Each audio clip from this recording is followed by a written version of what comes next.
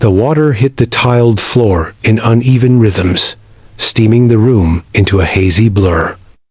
Laughter rang out sharp, cutting, cruel. A cluster of young recruits snickered as they pointed toward the figure standing silently at the far end of the showers. "Look at her," one of them sneered, voice dripping with arrogance. "Does she even belong here?" Another added, with a scoff, "This is a man's world. She'll wash out before the week's done." The woman didn't respond. She simply turned her face slightly away, allowing the water to run over her short-cropped hair, her breathing steady, her silence unnerving. The recruits mistook her quiet for weakness, and their laughter grew louder, feeding off one another's bravado. But in mere seconds, everything they thought they knew about her and about themselves would be shattered. She was known to them only as the new one, a face they hadn't seen before among the recruits. Her frame was lean but wiry, shoulders scarred with faint lines of healed wounds that none of them noticed. She carried herself without fanfare, without explanation, and without apology. The steam in the room could not hide the steel in her eyes, though the young men were too blind to see it. She had walked through deserts where silence was survival, oceans where darkness swallowed the horizon, and battlefields where the only sound left was the thundering of her own heart. Her name was Commander Elise Morgan, and these men were mocking the very leader who would soon decide whether they would rise or break. Years earlier, Elise had stood on a rocky Afghan ridge, the wind slicing against her skin, her team behind her. Dust clung to her lashes, the acrid scent of gunpowder filling the air. She remembered the weight of responsibility pressing on her chest. The lives of 12 men depending on her word, her judgment, her silence. Her closest friend, Lieutenant Harris, had once told her, "True strength doesn't shout, it endures." Hours later, he was gone, claimed by a roadside blast. Elise could do nothing to prevent. His words, however, never left her. They carved themselves into her soul, a compass that guided her through every storm since. She had returned home not with parades or medals flashing in the sun, but with shadows that trailed her, memories that whispered in the night, and scars that never fully faded. And yet, here she was, enduring again not bullets this time, but the cruel ignorance of those too inexperienced to recognize greatness standing among them. The recruits' laughter spread like wildfire, filling the tiled chamber with mockery. A few remained silent, watching but unwilling to intervene, their discomfort swallowed by the need to blend in. That silence was louder than the jeers. It cut deeper. Elise turned off her shower, the water dripping from her frame, her posture unbroken. She reached for her towel with the precision of someone who had done everything with discipline, even the simplest of motions. The boys smirked, whispering to one another. One, emboldened by the silence, muttered under his breath, "Dead weight." And that was the moment the atmosphere shifted. A voice called from the doorway, stern, commanding, "All recruits, stand at attention." The young men scrambled, water still dripping from their bodies, hands snapping to their sides, eyes forward. The mocking smirks vanished. Elise stepped forward, calm and composed, her gaze unwavering. The officer in the doorway nodded once toward her.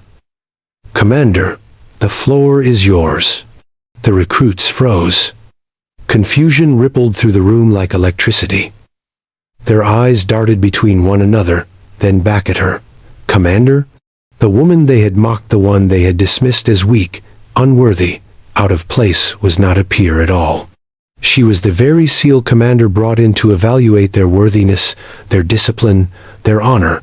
And in that instant, every jeer, every cruel word, every ounce of arrogance they had spilled into that shower room turned into the heaviest weight they would ever carry. Elise's silence stretched, filling the chamber with more power than any shouted reprimand could. Finally, she spoke, her voice steady, low, each word deliberate. You thought silence was weakness. But silence is where strength is born. The recruits' throats tightened. Not one dared to move. I have buried brothers who laughed like you. I have carried men who thought courage was loud. And I have led those who learned too late that respect is not optional. It is survival. Her gaze swept over them, unblinking. I don't care about your laughter, but I care about the man standing next to you. If you mock him, if you underestimate him or her, you will fail. And failure, in our world, means death. A single recruit shifted, shame flickering across his face. Elise noticed, but she did not relent. You may forget this moment, but I will not. Neither will the ones who stay, because the battlefield does not forgive arrogance. Her final words carved themselves into the recruits' minds. Strength doesn't humiliate, strength protects. The room was silent now, but it was not the silence of mockery. It was the silence of realization, of shame, of awakening. The recruits stood stiff, their hearts pounding with the weight of their own actions. Elise turned and left the chamber, her steps measured, her presence leaving a trail heavier than any shouted punishment could. Behind her, one of the recruits whispered, almost to himself. She was watching us the whole time. Another swallowed hard.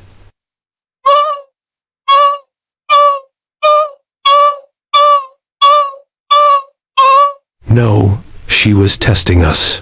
And in that shared silence, they understood.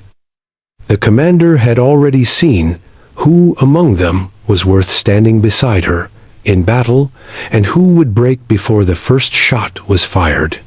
The next morning, during drills on the parade ground, Elise stood before them in full uniform. Sunlight glinted off her insignia, her bearing unmistakable. The recruits who had mocked her could not meet her eyes. But she did not shame them publicly. She didn't need to. Instead, she delivered orders with the same calm authority, the same precision. Her silence the night before had already written a lesson that would haunt them far longer than any shouted command. When one recruit faltered during the grueling exercises, Elise stepped beside him, lifting the weight from his shoulders for a moment. "We carry each other," she said quietly, "or we don't survive." That line would echo in his mind long after. By the end of their training, those same recruits had learned the hard truth. Respect is the currency of survival, and arrogance is bankruptcy. And though none of them ever spoke of that night in the showers again, the memory of their commander's quiet endurance remained with them, a scar etched on their pride. One of them, years later, in the heat of deployment, would recall her words as he dragged a wounded brother through gunfire. Strength doesn't humiliate, strength protects. And in that moment, he understood fully what the commander had given them, not shame, but the chance to rise. Elise never sought their apology. She didn't need it. She carried the lesson in silence, just as she carried every scar, every memory, every ghost of war. But those who once mocked her learned the weight of their laughter. And they carried it, not as guilt, but as a reminder that dignity walks quietly, and the strongest voices are often the ones that don't need to shout. For those who hear this story today, remember, you never truly know the battles another person has fought, or the strength hidden beneath their silence. Respect is not earned by tearing others down. It is earned by standing together, by carrying one another when the world feels too heavy to endure. Wherever you are listening from, take a moment to reflect. Who around you carries quiet strength you have overlooked? Share this story, and let the world remember that sometimes the greatest warriors are the ones who say the least. And if you want to hear more stories that honor silent heroes, subscribe and join us again. Because the world is full of battles unseen, and the strongest among us often fight them in silence.